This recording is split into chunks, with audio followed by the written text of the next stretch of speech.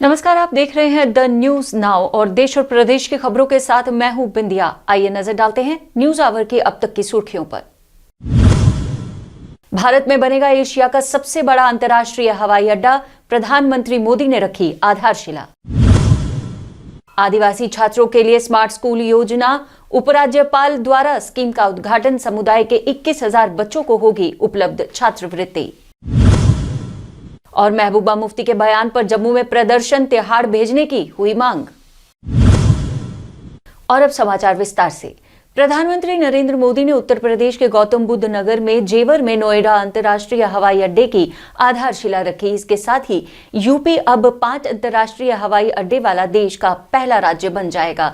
प्रधानमंत्री ने कहा है कि नोएडा अंतर्राष्ट्रीय हवाई अड्डा उत्तर भारत का लॉजिस्टिक गेटवे बनेगा और ये पूरे क्षेत्र को राष्ट्रीय गतिशील मास्टर प्लान का एक शक्तिशाली प्रतिबंधन बना देगा।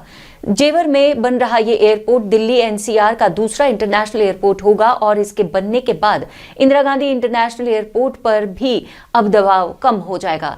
एयरपोर्ट की आधारशिला मुख्यमंत्री योगी आदित्यनाथ और केंद्रीय नागरिक उड्डयन मंत्री ज्योतिरादित्य सिंधिया की मौजूदगी में रखी गई। इसका पहला चरण 2023-24 में पूरा किया जाएगा और आने वाले दिनों में यहां 34,000 करोड़ से ज्यादा का निवेश होगा। जेवर हवाई अड्डे को सड़क, रेल, मेट्रो, बस सेवा से भी जोड़ा जा रहा है। जम्मू कश्मीर में आदिवासी समुदाय के उत्थान की दिशा में एक बड़ा कदम उठाते हुए जम्मू और कश्मीर के उपराज्यपाल ने आज 200 स्कूलों को जनजातीय समुदाय के लिए स्मार्ट स्कूलों में बदलने की यूनियन टेरिटरी सरकार की एक ऐतिहासिक पहल को समर्पित किया। स्मार्ट स्कूल आदिवासी छात्र समुदाय को प्रदान की जाने वाली आधुनिक और तकनीकी सुविधाओं को पूरा करेंगे। इसके अलावा सरकार ने गद्दी, सिप्पी, दर्द, शीना समुदाय के 21,000 बच्चों को छात्रवृत्ति प्रदान करने का भी निर्णय लिया है, जो पिछले 3 दशकों से इससे वंचित थे। उपराज्यपाल ने अपने संबोधन में कहा कि जब लोग जुड़ते हैं तो जीवन बदलता है और जीवन बदल जाता है तो सब कुछ जुड़ जाता है। आदिवासी शिक्षा योजना छात्रवृत्ति स्मार्ट स्कूल जम्मू कश्मीर में आदिवासी समुदाय के साथ न्याय करेंगे जो दशकों से उपेक्षित रहे हैं। एजुकेशन डिपार्टमेंट जम्मू कश्मीर का ट्राइबल अफेयर डिपार्टमेंट सबसे पहले आवश्यक है कि ऐसे टीचरों को सुनिश्चित करना जो उनकी भाषा में उन बच्चों को पढ़ा सके। जिस दिन पिछले साल नई एजुकेशन पॉलिसी आई थी तो अखबारों की हेडलाइन अगर आप ध्यान करेंगे तो national education policy to improve education quality in tribal areas, ये कई अखबारों ने हेडिंग लगाई थी। मतलब ये नई शिक्षा नीति से ट्राइबल एरियाज में शिक्षा की दशा में गुणात्मक सुधार होगा, परिवर्तन होगा। चाहे वो नीतियों से जुड़े प्रशासक हों, शिक्षाविद हों या हमारे टीचर्स हों, मुझे लगता है इस बात पर सबको यकीन करना होगा। जो बात अभी डॉक्टर मेहता कह रहे थे, मुझे लगता है कि हमें जो खास तौर से शिक्षा से जुड़े हुए लोग हैं, जो शिक्षक हैं, गुरुजन हैं, एक बात सोचिए कितने विश्वास से अभिभावक अपने बच्चों को आपके पास भेजता है। वो विश्वास कायम रखना ये हमारी सबसे बड़ी जिम्मेदारी है। बच्चा किसी भी पेरेंट्स को कितना प्रिय होता है, मुझे लगता है मुझे बताने की आवश्यकता नहीं है। बहुत भरोसा करके किसी भी शिक्षण संस्थान में अपने बच्चों को कोई भेजता है, ये हमारी नैतिक जिम्मेदारी है कि उस भरोसे को हम कायम रखें। जम्मू कश्मीर भाजपा महासचिव अशोक कौल ने अनुच्छेद 370 की बहाली के लिए क्षेत्रीय राजनीतिक दलों की अटकलों को झटका देते हुए आज कहा कि अनुच्छेद 370 और 35A कभी वापस नहीं आएगा। मीडिया सम्मेलन को संबोधित करते हुए अशोक ने यह भी स्पष्ट रूप से कह दिया कि राज्य का दर्जा बहाल होने में भी अभी काफी समय लग सकता है। जम्मू कश्मीर में राज्य का दर्जा बहाल होने में काफी समय लगेगा, जिसके लिए हमें प्रयत्नशील रहना चाहिए। कोई ऐसा नहीं है कि हम कोर्ट के खिलाफ हैं। कोर्ट जो फैसला देगी वो सबसे सर्वोपरि है।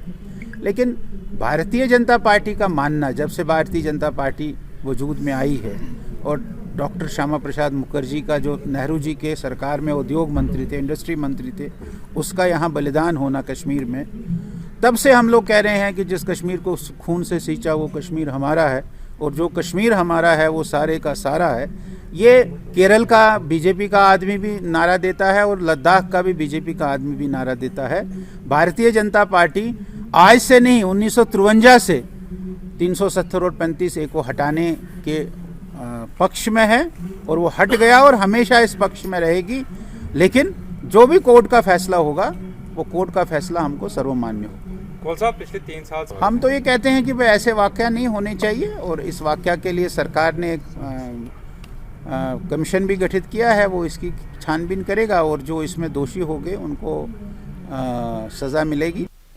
पीडीपी अध्यक्षा के विवादास्पद बयान जिसमें उन्होंने कहा कि जनता को सोचना होगा कि वह भारत के साथ रहना चाहते हैं या नहीं, इसे लेकर भाजपा जम्मू कश्मीर के अध्यक्ष रविंद्र रैना ने पलटवार करते हुए कहा कि जम्मू कश्मीर का हर बच्चा भारत का तिरंगा अपने हाथ में ही नहीं बल्कि अपने दिल में लेके चलता है।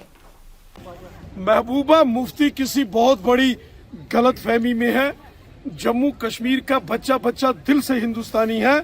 जम्मू कश्मीर की जनता ने हमेशा शान से तिरंगा झंडा बुलंद रखा है।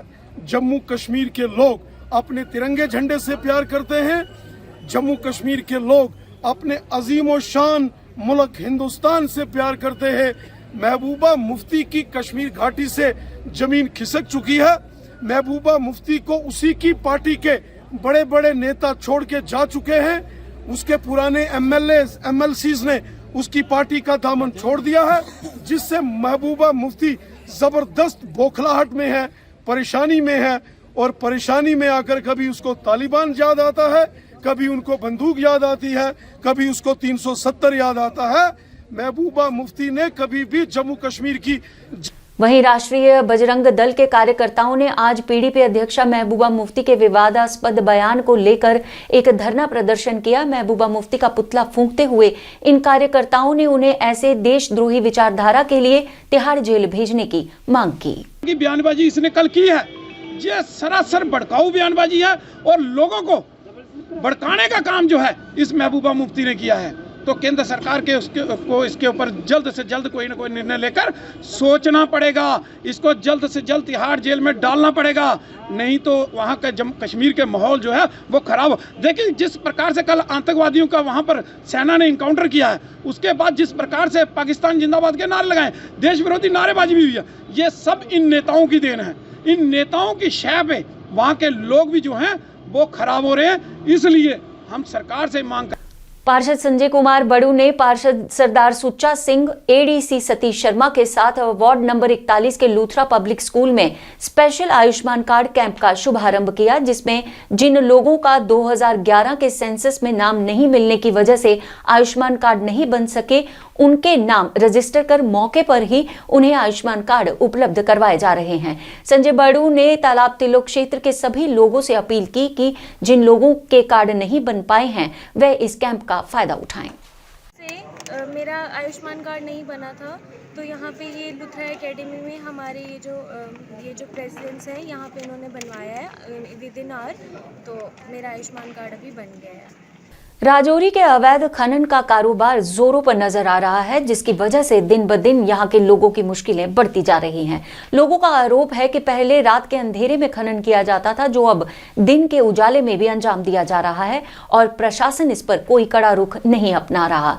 लोगों ने कहा कि प्रशासन के खिलाफ प्रदर्शन करना जरूरी हो गया और इस वक्त मौके पर नौशहरा तहसीलदार ने पहुंचकर कार्रवाई करवाने का आश्वासन देते हुए खनन को अवैध करार दिया। देखिए, जो भी लीगल एक्शन जो भी उनके खिलाफ बना वो एडमिनिस्ट्रेशन जो है वो ज़रूर लेगी। 1.5 मीटर के लिए अभी तक जो डिस्ट्रिक्ट मिनरल ऑफिसर जो है उन्होंने फ़ोन पे बताया है, अभी मैंने उनको कॉल किया है, वो यहाँ पर आ रहे हैं, SHO साहब भी यहाँ पर आ रहे हैं और इंक्वायरी के बाद जो भी लीगल एक्शन उनके खिलाफ बनेगा वो एडमिनिस्ट्रेशन। सर, आप एन कमरा ये मानते हैं कि ये जो है 1.5 मीटर से ज़्यादा गड्ढे यहाँ खोदे गए हैं? जी जी, आप मानते हैं?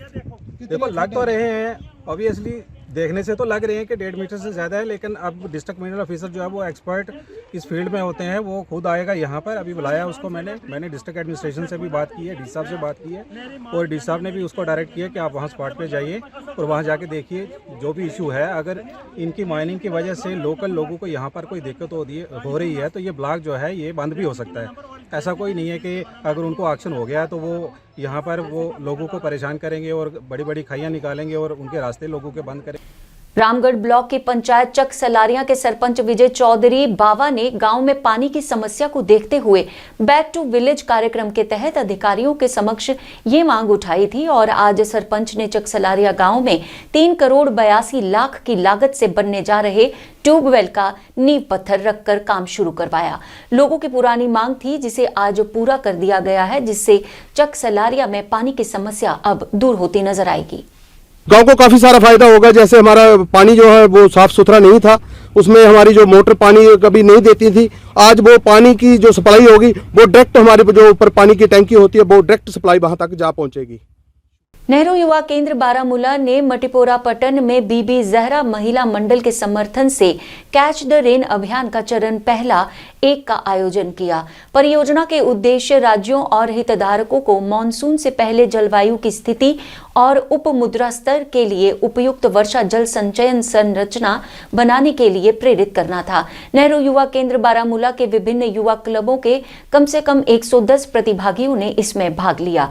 कार्यक्रम में सभी प्रतिभागियों ने शपथ ली कि पानी को बचाने और बारिश जहां गिरती है उसे पकड़ने की शपथ उठाकर इस कार्य को आगे बढ़ाने की मुहिम शुरू की।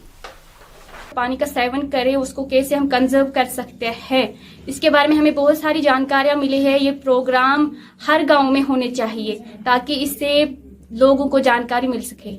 युवा केंद्र बारामूला की जानिब से महिला मंडल मतिपुरा में हमने एक प्रोग्राम मुनाकिद किया था आज, और वहां पर हमने कैच द रेन के बारे में बहुत सारी जानकारी मिली। हमें उसमें ये बताया गया कि हम रेन को कैसे स्टोर कर सकते हैं और फिर हम उसको इस्तेमाल कर सकते हैं अपने घरों में, और वहां पर हमने सफाई के बारे में भी जानकारी। और इसके साथ ही ये समाचारों का अंक यहीं समाप्त करने की हमें दीजिए अनुमति और आप देखते रहिए द न्यूज नाउ वेब और पढ़ते रहिए द न्यूज नाउ का दैनिक अखबार व ई प्रिंट पेपर। जय हिंद।